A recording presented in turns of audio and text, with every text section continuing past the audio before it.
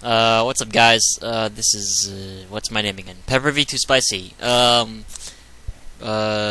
is wow. This video started out horribly, but the point is that if you've never seen my face before, this is what I look like. I'm Asian, whatever.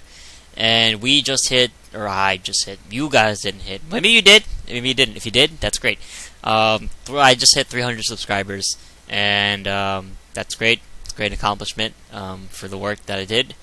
It's all thanks to you guys. Let's see if I get the finger pointed. Okay, on the webcam, shitty webcam. All thanks to you guys. Thanks for subscribing to my channel. There will be more stuff in the coming days. I know 300 isn't a lot. I'm no Niga Higa or Fred or William Johnson at all, but that's quite a personal accomplishment. I mean, everyone starts somewhere, and 300, that's like a milestone, at least right now. So it's August 15th, 7:49 p.m. as I'm recording this. And this is just an update video with a little mini vlog thrown in there. So first things first, I just got approved for, or rather, I got the notification that I can get approved. In fact, I think I already am approved for live stream on YouTube. So that means I'm going to be able to create live stream events, and you guys will get notified. And then, you can come watch me on YouTube live streaming. I don't know if you guys want to, this is something that you guys want me to do. It's probably just going to be Tekken or some other fighting game like Marvel. Maybe Tekken Revolution in there. And any of the games that I have on my roster, whatever. I don't know if, because I've never done this before, I don't know if it streams directly from YouTube or it streams directly from Twitch. Because I have a Twitch account, and it's in my channel if you want to see it. It's in my channel description. I don't stream that much, but maybe I can start doing that. I have stream equipment, although it's really shitty stream equipment, so I apologize for the quality. But at least, because as you can see in most of my videos, they are kind of subpar quality because I use a crappy ass this thing. If you have money, don't ever buy this. Oh, you know what? I'm probably gonna get in trouble for saying that. This Dazzle it's cheap and it works, but if you want to be serious, I suggest you buy like HD PVR or something, or something else. Eventually, I'm gonna upgrade from Dazzle to something else, but so far the Dazzle has been working pretty solid, so I'm just gonna stick with that for now. Okay, so live stream. So I'll probably set up some live stream events sometime next week, and I'll be able to stream some Tekken Online, and maybe we'll get some Rage or some really good matches, or some really shitty matches. Probably some really shitty matches, because Tekken Online in general is a point that one instance of lag, especially in a game like Tekken, is gonna create not clean gameplay. But that's beside the point. So, other news, upcoming videos, I will update my Dark Souls Let's Play. I'll just, do one Let's Play at a time, maybe, because life has been busy, and I haven't been able to get through all my videos and whatever, record, sit down and record, I haven't been able to do it. I have an idea for a video with, like, a tutorial, for another character that I'm trying to learn right now. But the point is that Hurtbox TV just came out with his tutorial on Ling Xiaoyu, which I was gonna do, but then I figured out that I really didn't like Ling Xiaoyu, so I kind of lost interest in learning the character. I mean, I know how to defend against her, but I lost interest in learning how to play her. So unfortunately, I don't think I'll be able to make a Xiaoyu tutorial in time. And even so, Hurtbox TV already has his 2-hour-long tutorial, so if you want to, watch that, definitely head over to his channel. I also have on back order, not back order, but it's sitting in my computer, a tutorial on Nemesis for Marvel 3. But I don't know if you guys want to see that. I might just upload it just for whatever. And speaking of Herbox TV, I set up a an online set with him later tomorrow, probably. I think he's on the West Coast. I'm not actually sure where he lives in the U.S., but we're gonna have some online sets, and we'll probably upload that on his channel or upload on my channel or whatever. Anyways, okay, so that's that stuff, and I will do some. That's probably the most important stuff right now. So I'm going to do a little vlogging. So last weekend I didn't update anything really. If you check my feed, there was no videos for a whole weekend, which usually I upload a video at least once a week, some kind of tech video, something tech related, and there was nothing this weekend. Well, that's because I went here. Let's see if this can get a good camera angle. Fix my mic. I don't know if you can read that. So like that. The lighting is still too much. Well, actually, that's good. So I went to this. This is Otakon, which is a convention down in Baltimore, and it's not where I'm from. So I drove 4 or 5 hours to get there, and it was an anime convention. So I had a lot of fun. I didn't really cosplay. I was Lei Wulong, the cop version, for one day, but I only had a white t-shirt instead of a pink one. So I didn't really get noticed by anyone. I didn't expect to either. Anyway, there was a Brian, and there was a Bruce, and there was a Martial Law, and there was a Link Xiaoyu. But that's about all I saw from Tekken. Anyways, important stuff. Okay, so wait. I have some more souvenirs here. So this is the badge. It was $80 to get in, so kind of expensive, but it was well worth it. So first things first, I got 2 autographs. First, let's look at this. How do I get this to work? Oh, let me bend it this way. Okay. Let's see. Okay, there we go. So, hold on. That hand is covering it. There we go. Okay, so this is autograph from Mr. This is so hard to angle. Shinichiro Watanabe, and he yeah. Let's see, like that. There we go. He is the director of a lot of really high critically acclaimed anime like Cowboy Bebop, which I'm sure a lot of people are going to be familiar with. Samurai Champloo, Macross Plus, the OVA, Kids on the Slope, which is his latest project that came out in 2009, I think, or maybe a little bit later than that, 2011 maybe. And he also did a couple work on Turn A Gundam, I think.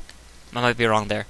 And he also did one episode for Gundam 0083, and that's another big work that he did. I can only think of Bebop and Champloo at the moment, but obviously a lot of people know those works because they are very what's it saying here? What else did he did? Oh, he worked on one of the side stories for the Animatrix, which is an animated film that came out after the Matrix. There was a follow-up, a lot of side stories in the Matrix universe, and I think he did one of the detective stories in there.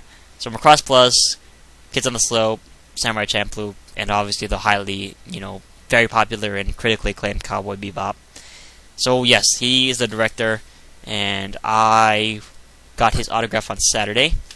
I got in line an hour and a half early, and even when I got there were still tons of people, and the line was kind of very disorganized. And but because it was disorganized, a lot of people were cutting, and they were getting away with it. It was just no bueno. It was no bueno. But even though I was in the back of the line, not all the way in the back, there was a pen, right? So it's it's like a maze. It was row, and I was all the way over here in the back. Well, I was the third row from the back. And I was kind of scared that I was not going to be able to get autograph because it was only supposed to last an hour from 5 to 6, but he actually stayed all the way to 7, and he came 10 minutes early anyways. So he was taking a long time doing everyone's autograph, and they were letting people into the room with him in batches, and I was the 4th group to get in. I thought I was going to be in the third group, but the third group got cut off at me. So I was like the head of the fourth group. And I was so scared that was going to be it. For like, okay, sorry guys, he's going home. I mean, he's going to go to his hotel, he's going to sleep. Sorry, we can't get your autograph. And I'm just going to be like, fuck you, man. Waiting 3 hours for this stuff. And that's not what happened, obviously. So I got his autograph, and I will post a picture right there. That's a good spot to post a picture of my picture with him. Because the reason he was taking so long, Mr. Watanabe-sama, was because he was doing pictures with everyone. So, the pictures, obviously, they take a long time. Everyone wanted a picture. I don't think anyone was like, oh, hell no, not passing up that opportunity to get a picture with him. And I didn't either, It's understandable why it would take so long because of the pictures. I mean, he's kind of the guy that you only meet once in your lifetime. So, this is a one-time opportunity. You want to get as much as possible that you can from the event. Now, I'm going to stop the recording for 1 second because I had a history of this recording program with my webcam not working. And we're back. Okay, so, yeah. Okay, so that's Watanabe. He was very nice. He was like, Dean. Yes, that's my name, Dean. And, we did a little pose, you can see in the picture. And shook hands, and he was very generous. I said, "Arigatou gozaimasu," which means thank you very much. It's the formal version, I think. I mean, I'm not very strong in my Japanese, so don't quote me. But yeah, it was very cool, and he was an awesome person. He was nice, and he was even so nice that he was doing poses with fans, and he is not like the fans wanted it. Like he was doing them on his own, so he was like he was enjoying himself. Looked like he was having a good time. Other order of business. Let's look through this. I accidentally stopped the recording there. Let's see if I can get this to work too. Okay. How about like this? Wait. Like that. Okay, there we go. So that is Miss Yoko Kano. Let's put that on screen for a little bit more. So, like, this reverse stuff is so confusing, I'll tell you. Like that, and then up. Okay. Okay, then forward. And this way. That way. This way. Oh my god. Okay, yeah, that's a pretty good angle if it wasn't so bright. Actually, there we go, that's pretty good. So, yeah, I think I've shown that for a little bit. Okay. So, let me fix the binder. Yoko Kano, if you guys don't know, is the head of music behind such really good works such as, once again, Cowboy Bebop, Wolf's Rain, The Vision of Escaflowne, Turn A Gundam, and what else? Macross Frontier, other works like Genesis of Aquarion. She also did a lot of work for different other artists, like other J-pop and J-whatever artists in Japan. So, yeah, she has a lot of really, really good music. She's known for having, like, really, really weird, like, she creates her own genres of music. But I think she mostly sticks to, like, jazz and stuff you can create on a piano, because at heart, I think she's a pianist. So, Yoko Kano, is obviously very well known, mostly well known for doing the music behind Bebop, Escaflowne, and Ghost in the Shell too, the anime, and she's another, just like Watanabe. She was a very, very high profile artist. So the convention was 3 days. The German way of doing it is this way. I just noticed that. I wonder if I start doing that. That's pretty cool. Anyways, the Friday, the convention lasted 3 days. So on Friday, they were giving out passes. Text message. So on Friday, they were giving out special autograph passes. So they were limiting it to 100 people. And 50 per day. So 50 on Saturday, 50 on Sunday. Because I'm assuming her schedule is very, very cramped. So, on Friday, first I got to Baltimore with my friends Thursday. Checked in the hotel, got my badge. And then I went to sleep immediately at like 8 o'clock. Why? Because because they were only giving out 100 autograph passes, which means only 100 people are going to get the autographs out of like the 34,000 that went to the convention. I had to get there because this is another one of those, once in a lifetime autographs, whatever. So I was like, gotta get there, no questions asked. We are doing this. We are getting that autograph. So here's the pass. Friday, Kano autograph session pass. It was like kind of cheap, but whatever. The reason I went at 8 o'clock because while my friends were drinking, I woke up at 3:55 in the morning, so it's still darkness. Everyone's still sleeping. Everyone's asleep, and I ate breakfast in the darkness with only the light of my laptop to show my food. And I went out, and I went to the convention, which is literally a block away from the hotel. And I got online. I got on 3 different wrong lines, but thankfully I found the right one. So, because I looked over the instructions of where they were gonna do the signing. So yeah, I got online. I was like I was the 28th person online. I was like the 10th person there, but some people cut. But I was online anyway, so it doesn't matter. So yeah, I was the 20th person online, and yeah, 28th person online, and I waited from 5 in the morning because I left at no. I got there at 5:50 because I left the hotel at like 5:45. So I got there and waited all the way till 10 a.m. because 9 a.m. they let us into the building, and then we had to wait an hour in a line inside the building to get the autograph session thing pass. The guy was like, "Yeah, it's gonna be the Hilton, 3rd floor," and I was like, "What?" I was like, "Gonna be the Hilton, 3rd floor." I was like, "What?" "It's gonna be in the Hilton on the 3rd floor." I was like, "Oh, the Hilton on the 3rd floor." And I got it this time. Man, my hair is crazy. So yeah, so there was a Hilton hotel which is part of the convention, and I went over there at 1 a.m. It was the autograph begins at 1:30, but I left at 12:30 or whatever I was doing. I was playing Tekken in the game room, and I found the place. Yeah, I found the place, but it took a while to find it because they said the 3rd floor, but they didn't say where on the 3rd floor. And even then, the 3rd floor wasn't on the map. So I was like, "Are you sure this guy accidentally didn't say 3rd floor and he meant to say 2nd floor because the 2nd floor is on the map?"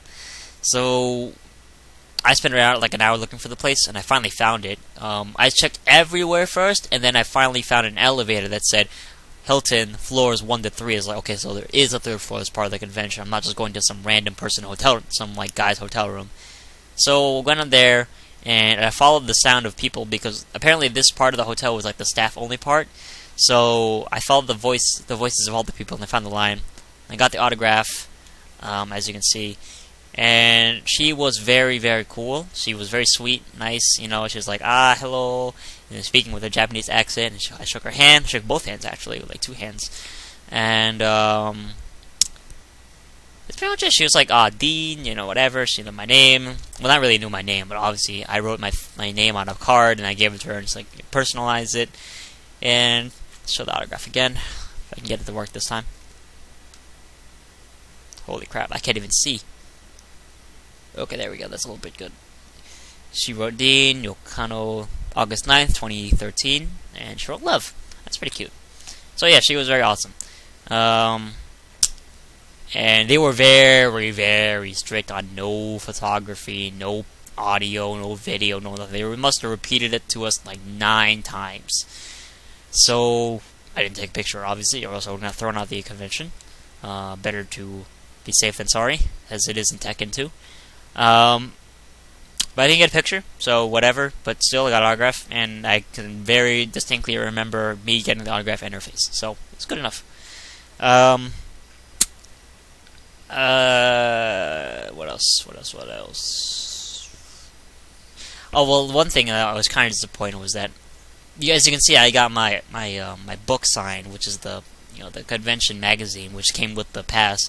I didn't have anything else to sign because I'm used to like the autograph people having stuff like a photo for you to use to sign, but you have to pay money for it. So I didn't bring anything like Bebop related, unfortunately. Like some people bought their DVD box sets and like their album CDs and whatever. And I wish I could get something signed like that, but I didn't. So, but this is good enough, anyways. And last two bits of V-blogging is there was a Tekken tournament on Friday. It was 60 people, but it was ran like shit. You wouldn't believe. I mean, well, the guy who was using Challenge, this is the website Challenge, to run the tournament, and that's a good website. That's a very solid website for running tournaments. But his computer crashed, and he lost all the entrants in the middle of the tournament, so nobody knew who won what, or when, or whatever. And the tournament was only on two systems. It was on a PS3 and an Xbox 360. You can't run a tournament on two different consoles. That doesn't work. Because you get people that play on PS3, and they can't play on Xbox, and you get people on Xbox who can't play on PS3, and then they go on Xbox, and they can't win because they can't play to their best because they're playing on a really shitty Xbox pad, or their stick isn't dual modded, and they lose. So what the hell, you know? You can't win like that. It just doesn't work. Eventually, someone did bring a third PS3, like one of my friends I made at the convention did have his roommate bring a PS3, so that was really cool. But still, I mean, the tournament ran for like 3 hours. I had my first match, my first match and my second match was like 2 hours in between, which my first match was on Xbox, but the guy didn't come, so he got DQ'd, so thankfully I was saved from that stupidity. And, what else? So that was, and I won 4 matches, including that one, so technically I won only 3. And, there were scrubs there, like people who didn't know what they were doing, just matching. Like I saw this one guy with a PS3 controller on me. I don't think I have one. Okay, I don't have one on me, but I'll just use this camera too. So he was like, yeah. He was freaking crazy. He was mashing the hell out of his controller, and I was just like, wow. I didn't think people like that existed. Obviously, he was a scrub. He was actually this one Lars player who all he did was orbital. The first 5 hits, for some reason, of Lars' 10-hit string, which I guess that was the only 5 hits he could remember. And he did a low, I think like generic down 3 or something like that. And there were scrubs, people who didn't know what they're doing. And there were people who did know what they were doing, who were very good, like this one player named Roosevelt. He was a Ling Bruce player, who, I liked his playstyle. He was very, he did a lot of damage with his combos, a lot of wall carry, obviously because of Bruce. And he played smart. He played very smart. I beat him twice. I don't think he's ever beaten me. I think I beat him once. I think he beat me once. But I never played him in the tournament. I only played him in casuals. And both times I played him, they were very close sets. Yeah, what he would do was his Ling would open you up with whatever, and then immediately tag assault, like mid combo tag, I forgot what it's called, tag into Bruce, and then Bruce would get all the red help, do the rest of the combo, like 80% of the combo, and he would get a lot of freaking like red life off that, and wall carry. So he was very strong there. And I played this other guy I made friends with. He was a Lee Lars player or a Lee Violet player. He was pretty good, although he never could beat me. He got really close so many times, but he never could beat me. I feel bad for him because he got so close so many times, and I just took it away from him. There was also this double law player who was also really good. Well, he was pretty good. I don't want to say like the best law player ever. But unfortunately, he couldn't play his best because he didn't have his stick, and he was playing on pad, so he wasn't playing to the fullest of his ability. A lot of Dragon Tails. And he told me that those were accidents. He actually wanted to do 4-3. And I don't know how you get Dragon Tail from 4-3, but I mean, I'm not going to question him. He was doing pretty well. Despite the fact that he didn't have his stick, he was doing pretty well, even for someone who doesn't play on pad. And he was doing DSS pretty well on pad, too. I was playing, obviously, Martial Law, Lei, Forest, and, Yoshimitsu, my 4 main characters. And I played Fang once, but I didn't know how to play him again because I forgot how to play him, and I fucked up. And there was this one Kazuya Heihachi player who was very scary, along with this JC King player who was also really scary. But I beat the JC King player, but I never played the Kazuya player, and I probably, if he played me, he probably would have beaten me. And okay, the tournament though, I'm talking about the players in general. Tournament, first match DQ, and then the tournament ran for so long that the guy was like, okay, F it, we're just gonna make it first to one. So that means one match, one win. That's it. Game over. You win. And it's single elimination too. So this obviously wasn't a very legit tournament, so I didn't really take it as seriously as I did ECT. So beat my friend who was the Lars Lee player. Itchy. The Lars Lee player. He got close again, but I beat him. And then the second match was against this guy who played Nina Heihachi, but he was okay. But my pad, which I was using a station pad, like the pad that came with the console, was effing up. The L2 would get stuck. So that means that I press L2, which is mapped to both punches on my playstyle. And because the pad is stuck, the game would think I'm still pressing punches, which means that none of my punches come out. You press square, you press triangle, they don't come out because the game thinks you're already pressing them. So I lost 3-0. So I was like, this is BS. You know, I wasn't able to play right. But thankfully, the guy was really chill. I was like, okay, let's find you a different pad. We'll rematch. And the crowd was like, yeah, you know, one of the guys in the crowd was like, yeah, you know, if that was me, I would definitely want to rematch too, because that's just not fair. So, like at Injustice, like at NorCal Regionals, I think, there was an Injustice player who his button got stuck and Green Arrow wouldn't stop pressing his arrow attack. So, and they made the other guy lose that round because he wasn't playing correctly. Just fix my headset. Okay, and so the guy rematched, and I found a different pad, and I 3-0'd him, and then that was pretty cool. But come the next match after that, I played this Wang Lei player who was pretty good too. But his lay was very stiff. He didn't really show any fancy mix-ups or like confusion or anything like that. And I underestimated him, so I picked Yoshimitsu lay, and I lost because of that. I mean, I made a lot of stupid decisions as Yoshimitsu. So I went to like 3-0. Because I was playing most of my main team in casual, so I wasn't playing enough Yoshimitsu. So I got, 3-0'd, I think? No, not 3-0'd. I went to 2-3.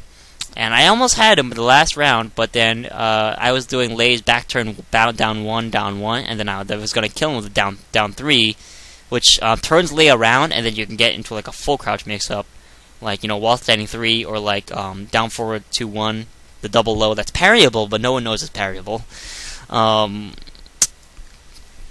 it's not a natural combo. So he, at that point, I was lowing him, and he was very close to dying. I thought I had him. He hop kicked with Wang, and he killed me. Put me into a wall, and he killed me. But I was kind of disappointed in his Lei, because his Lei did Snake 2-2-2-2 on block, which, I mean, he knows. As a Lei player myself, I would know that string and know it's launch 1 full. And even if he hit, I know that's negative on hit too. So, yeah, but his Wang was really good. I mean, it's either that his Wang was really good, or the fact that I don't know if I know enough about Wang, other than break 1+2 for Waning Moon, and that bow and arrow is part of Wang's full crouch mix-up, which is really scary. So, yeah, that was the tournament. After I lost there, I just left, and I played casual the rest of the days, but that was about it. Okay, I'm rambling on for a long time here, so I guess I'll just speed it up here. On Sunday, there was Miss Kano-sama. I think that's how you would address her. She was giving a concert for her new project with this Piano Me. As you guys can see, I bought a t-shirt for $30. Yee. But once again, I had to wake up because they were giving out passes, which is this thing. Well, I think I can get this pretty good. Yeah, this is a pretty cool pass. This is a really cool pass. I want to keep this. So Sunday, Friday, Saturday, Sunday, they were giving out passes for this. They were giving out these passes for the concert on Sunday, but they filled up every time. So Saturday, I was gonna try to get it because Friday I was in line for Yoko Kanno.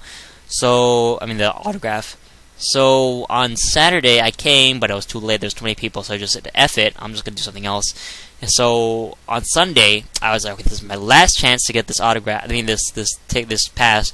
So I woke up at 4 in the morning again, but this time I left at 4:20 instead of 5:40 like last time, and I was like the 7th person online. So I slept online, and I waited all the way to like 9, and that's when they let us in. And I got the pass. I was like the one of the first people to get it. And that's what you got to do if you want to get stuff like this. You want to have those experiences. You want to get those autographs. You have to do the extra mile. You have to take the extra step to get the stuff. I mean, it's not really that hard. I mean, all you got to do is just wake up early. It's not that bad. I mean, it's not like they're asking you to like run 5 miles in 10 seconds or something like that. And the concert was amazing. I was basically in line from 10 to 1 because that's when the concert started. Well, they brought us in at 12. They brought us into the concert hall. In the concert hall, I got a really good seat. There were like 6 rows, like 1, 2, 3, 1, 2, 3, and I was like right here in the middle row, the front middle row, and I was like the 3rd row in the middle. So I had a really good seat. So, concert was amazing. She played a lot of her classic works from Wolf Strength, Bebop, and Ghost in the Shell, as well as Escaflowne, as long as there were a lot of original stuff that she came up with. All on the piano. She all did piano work, and it was beautiful. It was majestic. It was amazing. It was breathtaking. I mean, I could say a million different adjectives, but it's not enough to describe how godlike that concert was. But and I was singing along in the crowd, embarrassingly, but I was pretty hype at the time. Before Miss Kano's performance, though, she was opened by, as most concerts, the main artist is usually opened up by someone else. So okay, let's see if I can find it. I can't find it because I suck. Okay, here we go. So here we go. Chiaki Ishikawa was a newish J-pop artist. She's been around for a while, but she's mildly popular in Japan. Newish. She came over too, and she did like 3 songs, and I don't understand a word of them, but they were pretty good songs. I mean, music is the universal language, as Mr. Watanabe says himself.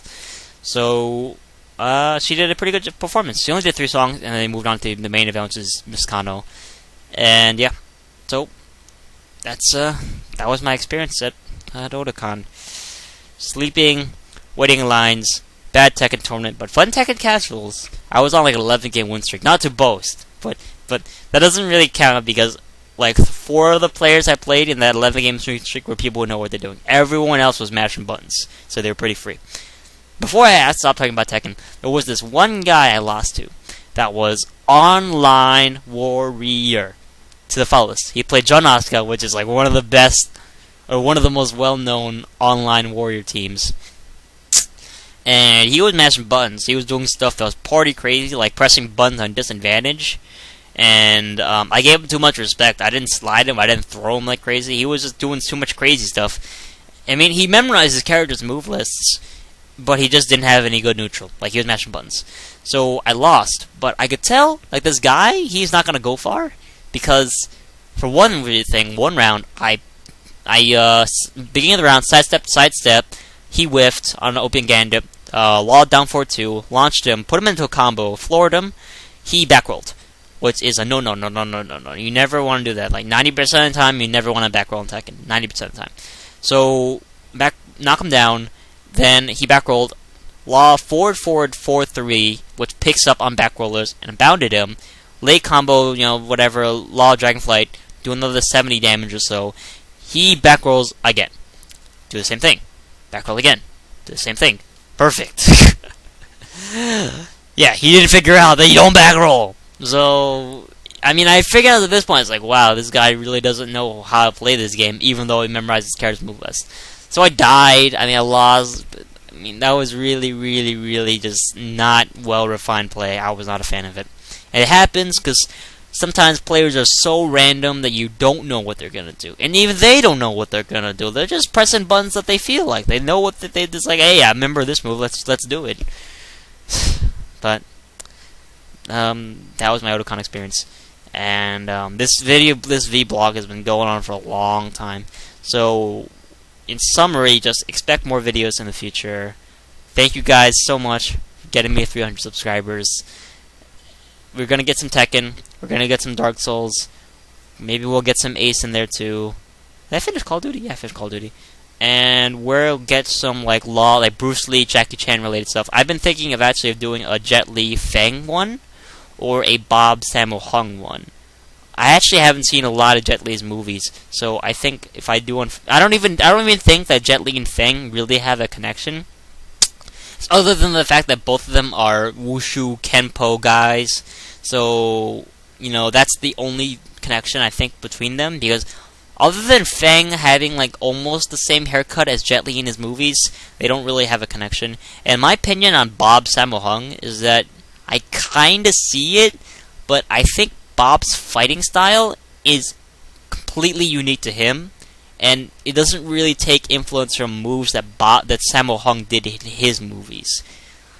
Because Bob is like, he's not like, his moves don't make any sense. Like his acrobatic way of fighting doesn't make any sense. Like it would never work in real life because he's a fat guy that does such agile moves, like spinning on the ground and crap.